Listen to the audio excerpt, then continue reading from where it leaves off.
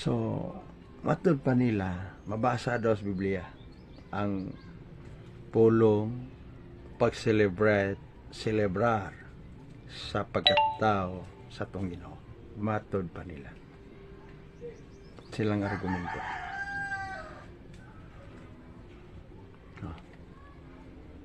Nga, ang Christmas mabasa sa Biblia.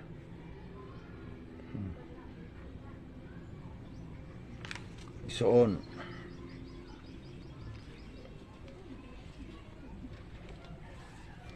Ang Christmas pasabton mo.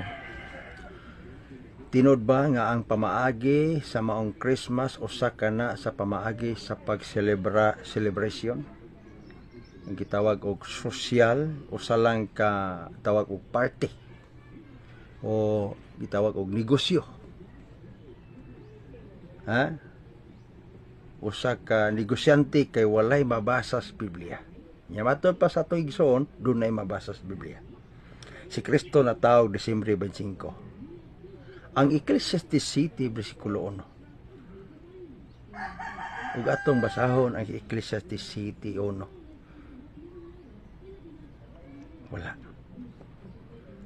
Unya, kay og natao pa og Disyembre si Kristo. Ha? Natao pa og Disyembre ang Ginoo.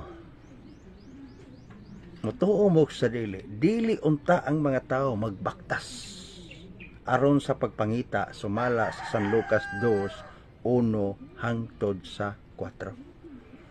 Kung natao pa sa Beijing ko, apan matod pa sa igsoon, mabasa mo sa Biblia. Ato nang paminaw.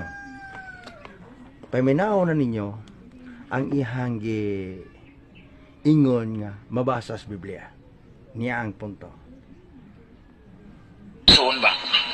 Asa daw mabasa nato sa Biblia nga natao si Kristo December 25? Mao man na ilang sagarang pangutana. Asa mabasa sa Biblia nga natao si Kristo December 25? Okay mga kaigsunan, ato na tubagon. Kana nga pangutana mga kaigsunan, direktahon na nato na pagtubag.